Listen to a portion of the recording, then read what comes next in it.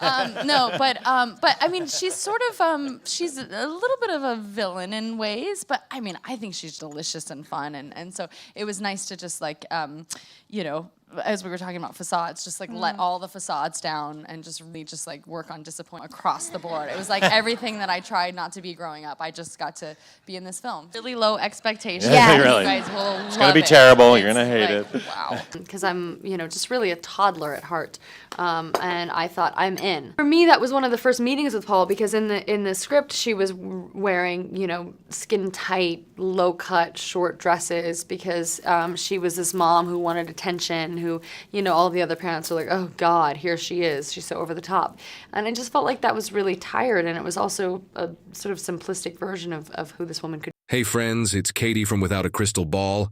Welcome back to my channel. Today we're diving into a hot topic that's been making waves, the morality clause. Did it exist? Did it not? That question has been floating around since the beginning, leaving fans and insiders wondering what really happened. Some speculated early on that a morality clause was included in the contract between Colleen Hoover and Justin Baldoni when he purchased the rights to her books. The theory suggested that if this clause were broken, Hoover would regain control over her book rights.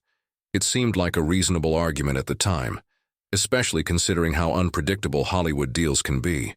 This idea was initially proposed by someone with industry experience who was trying to make sense of an otherwise confusing situation. However, Baldoni's legal team has made it clear there was no such morality clause. It simply didn't exist in the contract between him and Colleen Hoover.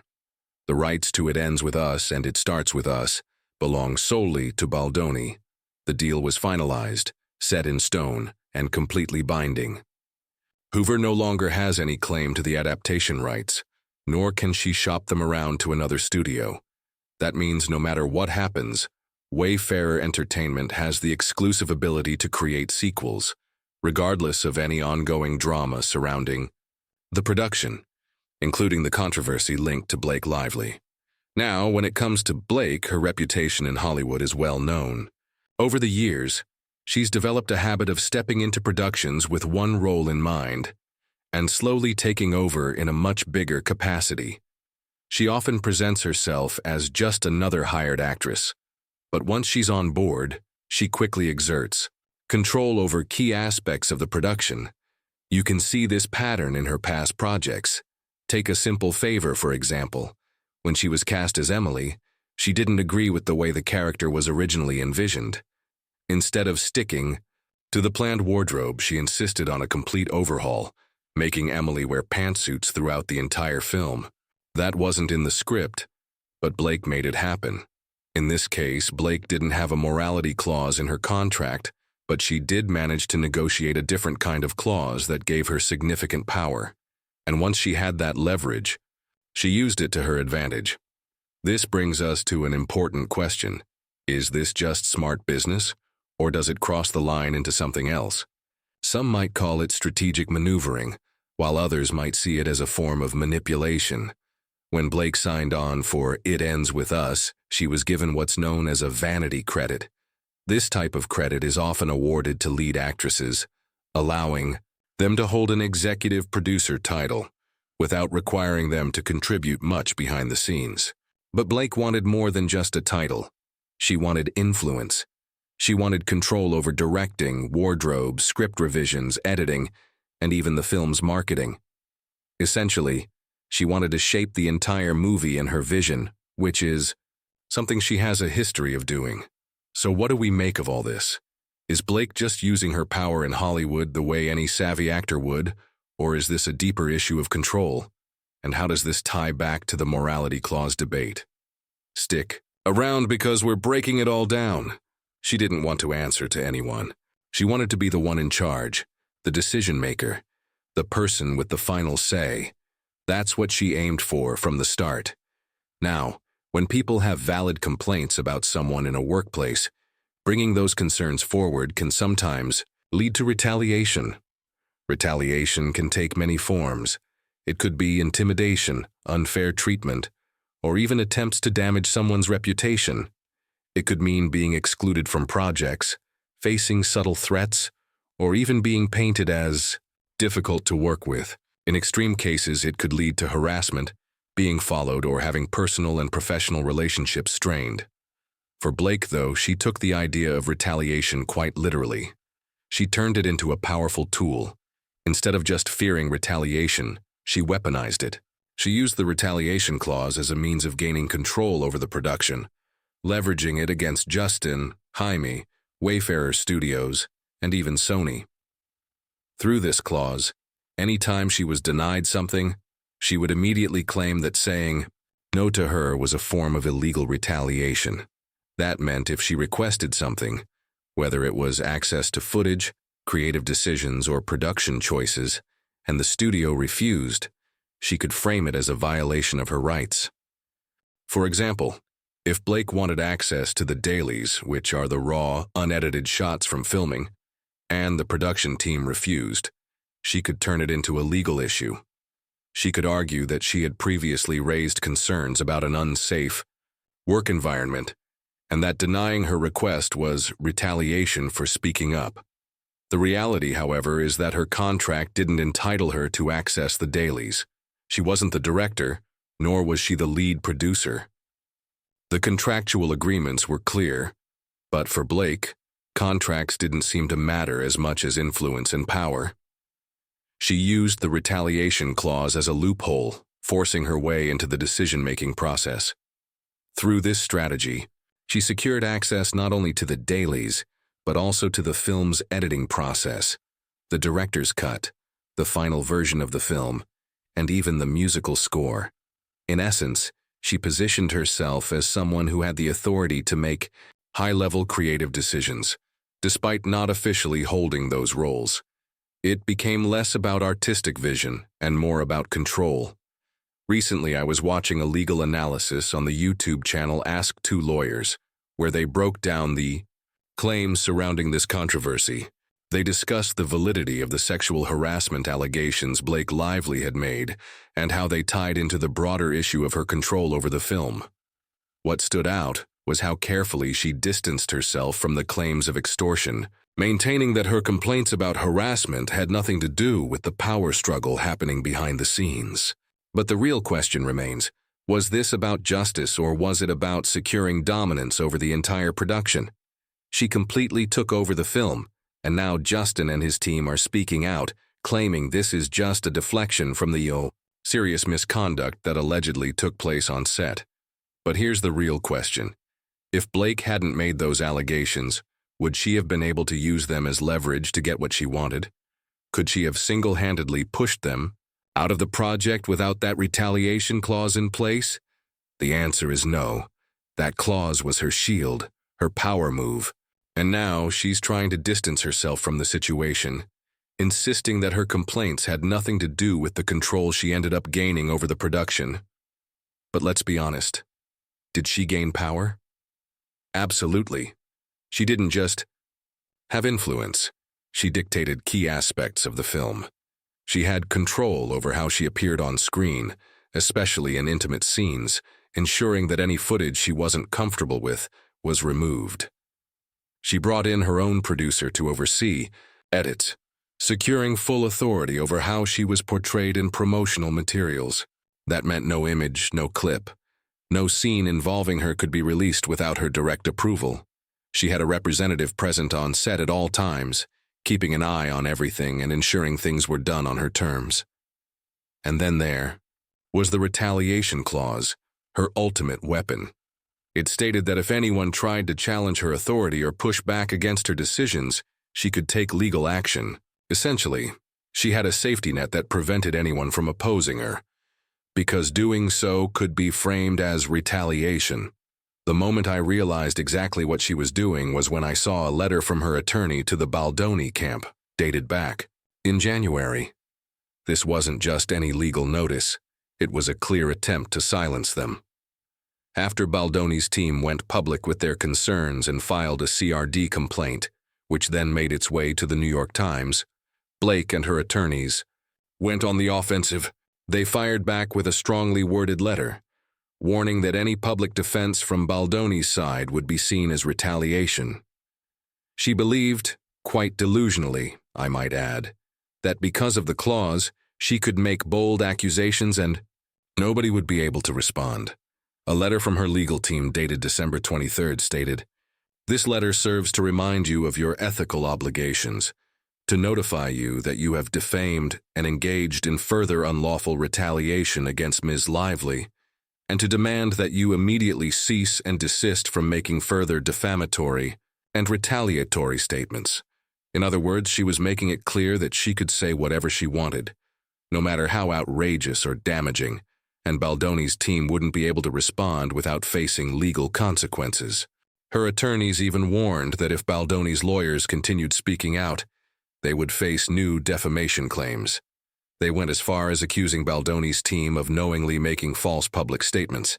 In their response, they stated, "Your statements falsely assert that there were no proactive measures taken with media or otherwise, and that representatives of Wayfarer Studios did nothing proactive nor retaliated, but only responded to incoming media inquiries to ensure balanced and fair factual reporting." In other words, they accused Baldoni's team of lying about the situation, twisting the narrative to protect their own interests. At the end of the day, this isn't just about a Hollywood dispute. It's about power, control, and how legal loopholes can be used to shift the balance in someone's favor.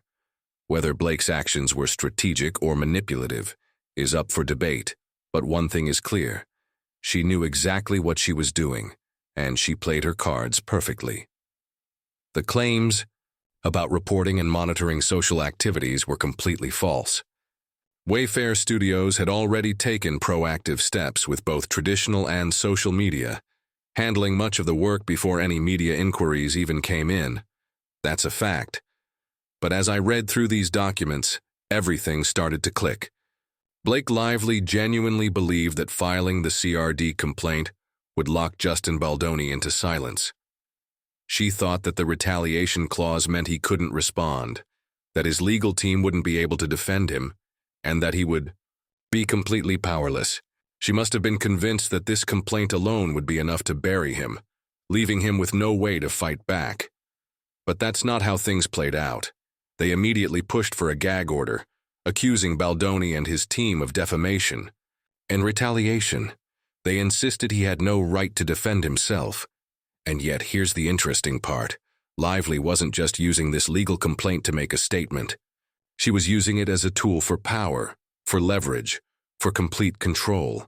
She wanted to own not just the public narrative, but also the film itself.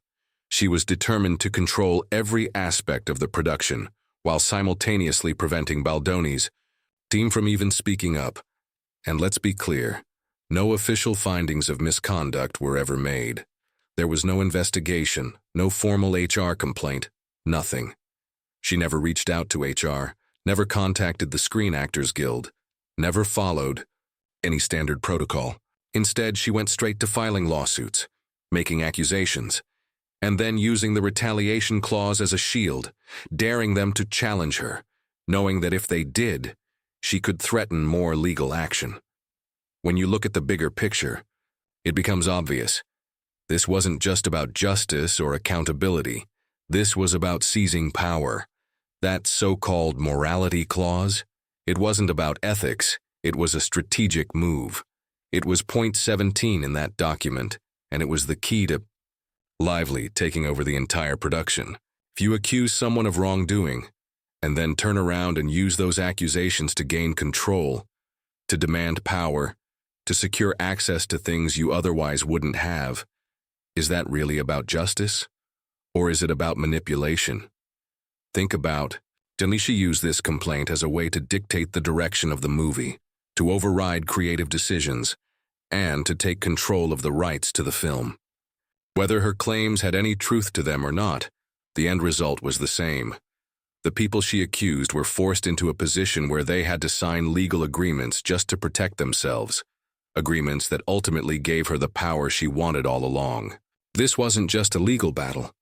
It was a calculated move, one that changed the entire trajectory of the film and the people behind it. Blake's approach was clear. She was playing a game of legal intimidation. The idea was simple. If anyone, spoke out she'd retaliate by suing, and once she sued, they wouldn't be able to say anything in return. But here's what she didn't seem to grasp. Once you take legal action against someone, they have every right to speak freely. That's just how it works. The moment a lawsuit is filed, anything said in legal documents or court proceedings is protected. Justin and his team could say whatever they needed to, even things that might seem defamatory, because under litigation, there's absolute privilege. That means statements made in testimony or legal filings can't be used as grounds for defamation. They can make claims, provide evidence, and argue their case without fear of legal consequences. But Blake and her team were trying to twist this by saying that Baldoni's responses were defamatory, which honestly doesn't hold much weight. Since everything happened within the scope of legal proceedings, it's unlikely to stick. Now, the real question is, would Blake have been able to gain this level of control over the film if she hadn't had that retaliation clause in place? The answer is simple. Absolutely not. If you look at her history, this isn't the first time she's tried to exert control over a film.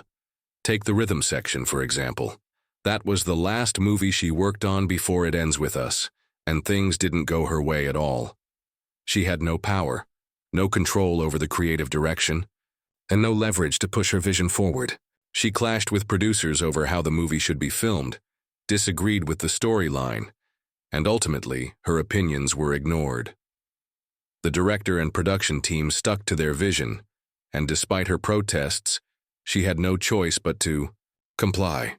That film faced delays mainly due to on-set tensions between Blake and the production team, and when it was finally released, it bombed at the box office. That was a huge blow to her, and it's not hard to see why she wanted things to be different this time. She wasn't going to let herself be sidelined again. That's why she made sure she had leverage, through vanity credits, contract clauses, and legal maneuvers. She wanted full control, no matter the cost. And then there's Colleen Hoover. If she truly wants the rights to It Starts With Us back, this entire situation plays into her favor. Maybe she sees an opportunity here. Maybe she believes Blake's influence could help her regain control of her books. And if Blake is promising her a greater say in the sequel, that could be extremely tempting. Now, did Colleen know about these harassment claims from the beginning? It's hard to say. Maybe she wasn't aware until mid-2024. Maybe she had no idea about this retaliation clause or the way Blake was using it to strong-arm the production. What I do know is that Blake and Ryan have a way of telling people exactly what they want to hear. They're experts at making promises, painting a picture of power, influence, and opportunity. We saw it happen with Baldoni. He was promised one thing, then blindsided by legal tactics and control plays. So who knows what Blake was telling Colleen? Whatever it was clearly convincing enough. That brings us to the big picture. If you're Blake Lively and you want It Starts With Us, but Baldoni refuses to sell it to you, what's your next move? How do you get what you want? Well, using this retaliation clause as a weapon might just be the answer. By pushing claims and positioning herself as the victim, she's not only controlling the narrative, but also making it nearly impossible for Baldoni to fight back. This isn't just about creative differences or legal disputes. It's about power. And Blake seems determined to take as much of it as she can. So imagine this. You file a CRD complaint. You believe that the retaliation clause will keep the other side silent, and you use that to back them into a corner, forcing them to sell and hand over the rights to It Starts With Us. Just a theory. But honestly, it makes a lot of sense. And speaking of updates, remember how I told you last week that Leslie Sloan was trying to distance herself from this lawsuit? Well, guess what? That's exactly what's happening now. I also mentioned that once the judge ruled on the modified protective order, they'd do everything in their power to avoid handing over discovery. And now, here we are. Does anyone remember me saying this? Because it's already happening. And who's the first person trying to dodge discovery? Yep, Leslie Sloan. I told you this was going to be their strategy. Step 1, push for a protective order. Step 2, when discovery is requested, fight it. Step 3, stall, delay, and claim they're not ready. And that's exactly what Leslie is doing. She's now demanding a pause, a full stop on the discovery process, insisting that nothing should move forward until it's determined whether the case gets dismissed. Why? Because if the case gets thrown out, she won't have to hand over as much information as they're asking for. It's that simple. She doesn't want to give up documents. These PR teams, these lawyers, and Blake herself, they don't want to turn over anything. It's like they initiated this entire mess, but now that things aren't going their way, they're doing everything possible to stall. If they were serious about moving forward, these constant delays wouldn't be happening, and here's my prediction. Mark my words. Next, Blake and Ryan will file a motion to dismiss.